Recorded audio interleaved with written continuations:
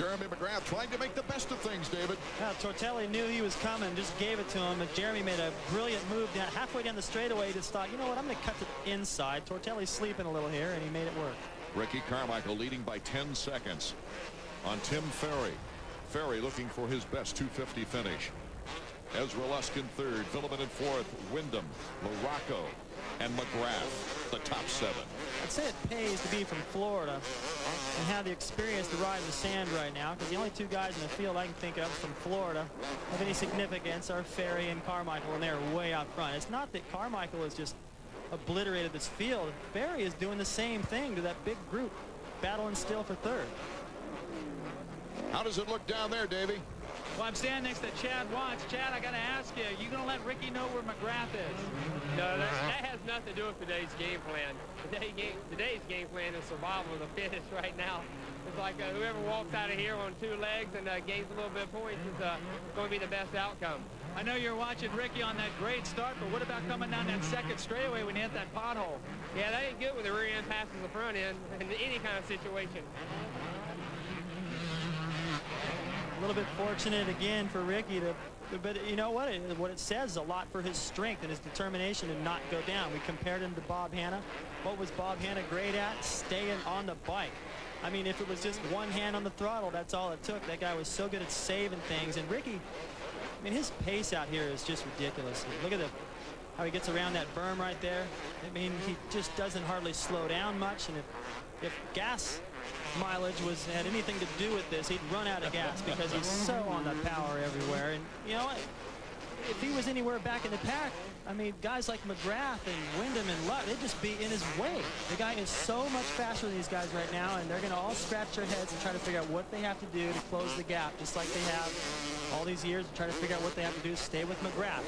He is the new kid in town. Not that it's going to stay this same way. McGrath, of course, never gives up in trying to slice out and get more points out of the situation, but if it ends like it is right now, Ricky Carmichael picks up 11 points, and he clearly took the momentum in the points race in New Orleans last week, coming into this race leading by 16. So that would mean they could stay home for a week. Yeah, 27-point lead. That's one race. Yeah, that's what he wants. He wants that kind of a cushion, and so he could relax just a little bit, but I'm not sure Ricky will relax. Mike LaRocco in 5th, Kevin Wyndham in 6th, and McGrath is in 7th. See right there, some encouragement from McGrath. I don't think he needs it. He's going as hard as he can go. It's just that's how it feels to be Mike LaRocco and not get the start. Now Jeremy's getting a little taste of that. It's hard to come through the pack, especially when you got to pass guys like Lusk and Wyndham and LaRocco and Villeman. I mean, the way Ferry's riding right now, what a depth of field we have right now that Jeremy has to find his way through. Davey Combs is working on something other than his tan right now. Davey? Well, actually, I'm working on the attrition report. Down here in the pits, of course, you guys saw Roncada go out. Now Robbie Raynard, who had that great start in his heat race, has pulled out, and so is Mike Craig. Mike Craig has one of those hay bale covers completely wrapped up in his rear wheel. No way to get it out. 3 guys out so far. That's going to grow.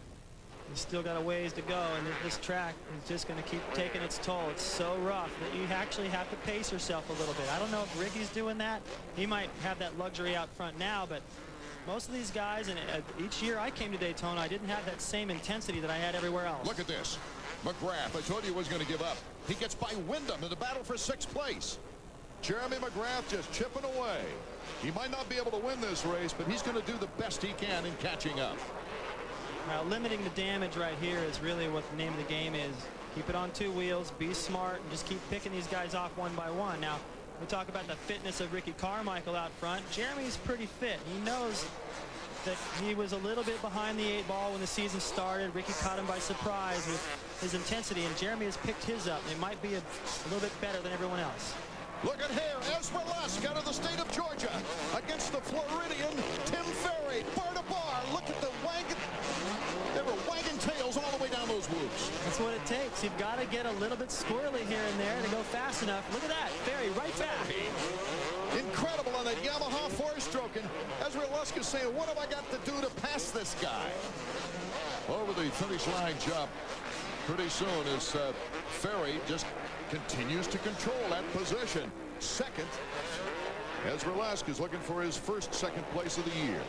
I think Lusk thought once he got by, he could just afford to go wide right there, maybe break the spirit of Ferry a little bit. But Ferry's fighting right here. He doesn't want third, he wants second. Let me correct that. The first race of the year, Lusk came off that injury year and took second at Anaheim in the first race of the season.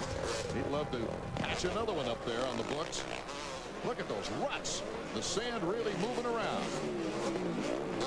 And these guys are pretty experienced. They've all seen it before. They've seen rough tracks, but Ferry's from Florida. He's seen this probably a few more times than Ezra has, and he has the experience and the power. But look at Ezra.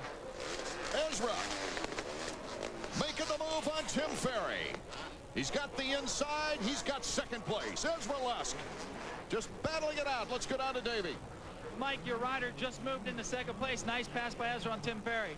Yeah, hopefully he can settle into his own rhythm now and get a little bit of clean track going here, not have to worry about trying to get around somebody and maybe make some time on Ricky. He did it a couple laps ago, but then he lost a little bit of time. So, like I say, maybe just get into his own routine here. Ricky Carmichael, his best lap of 128. Ezra Lusk a 130.5 as we check out number 11, Ezra Lusk. But what's going on right now, though, is the last lap, Carmichael 131, Ezra Lusk 131. No one else even close. 133s at best. So Ezra is on the same pace. Problem is, if he's not going any faster, they're going to stay the same. So Ezra's got to hope for some kind of a big mistake from Carmichael out front. We're at the halfway mark. Carmichael has a 16-second lead. Our Yamaha trivia question: who was the last Yamaha rider, other than Jeremy McGrath or before Jeremy, to win at Daytona? We'll be back with the answer and more action in just a moment. Champions. Got something to sell? Put your business on Comcast. Comcast Advertising Sales offers so many top-rated networks to choose from, we make reaching your potential customer a snap. With cable advertising, you can target both demographically and geographically. We offer the best rates, the best reach, and the best frequency on the shore. Get more bang for your advertising buck. Call Comcast Advertising Sales and let our account executives help you plan your marketing strategy today. Ultimate protection and performance. At home, I use it in every engine I have. Prolong's great stuff. In fact, it's so superior to other engine treatments that they offer a lifetime limited product warranty for your engine. You got to check it out. Call Prolong today. Get the details on the lifetime warranty. Tell them Al said to call. Find out how using Prolong can help save you money. Call the number on your screen now. Prolong, no equal in the world.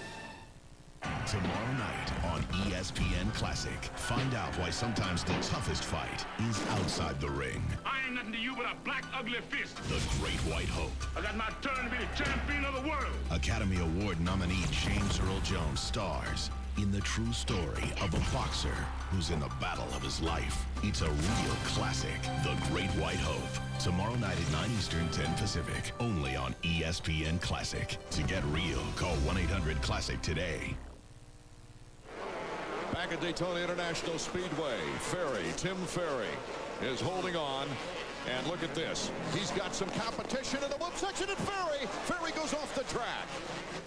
Bad break for Tim Ferry, who's run such an outstanding race. There's our leader, Ricky Carmichael, who's out in front by 17.8 seconds.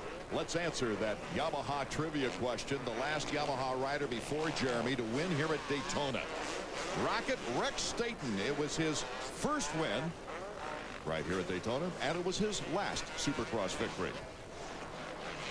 That's not unusual. 3 of the 6 did not win again after winning their first race here at Daytona. Ricky Carmichael is not going to become part of that staff. No, I don't think we have to worry about that. He doesn't either.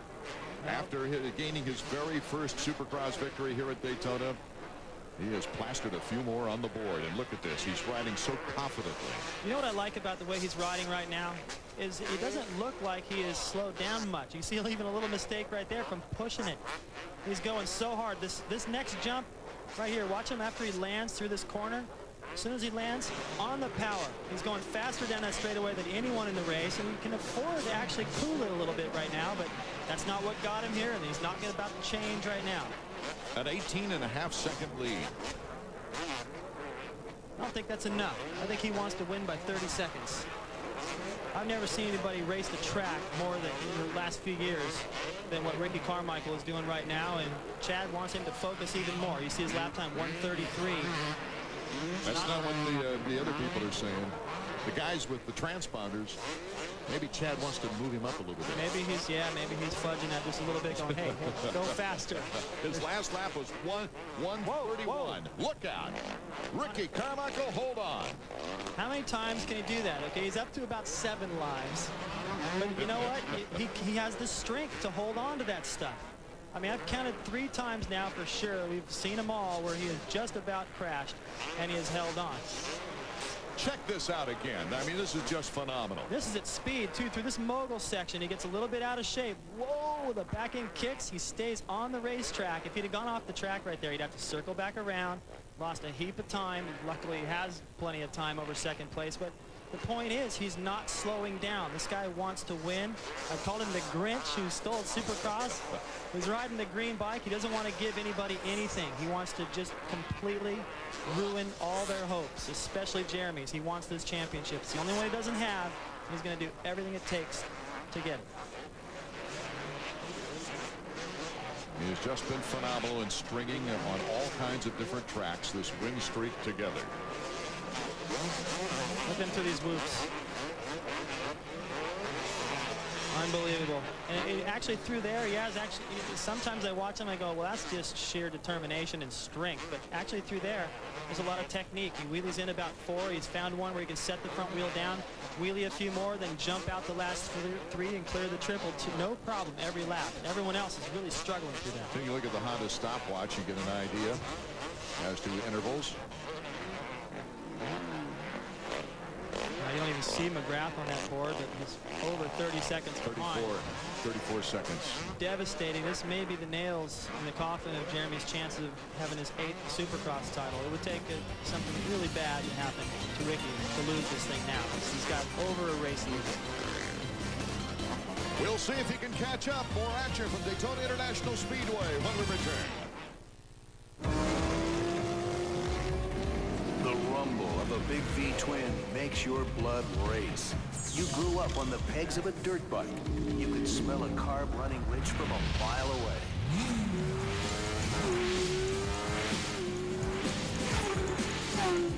Call 1-800-994-3664 to find out how you can become one of the best technicians in the world.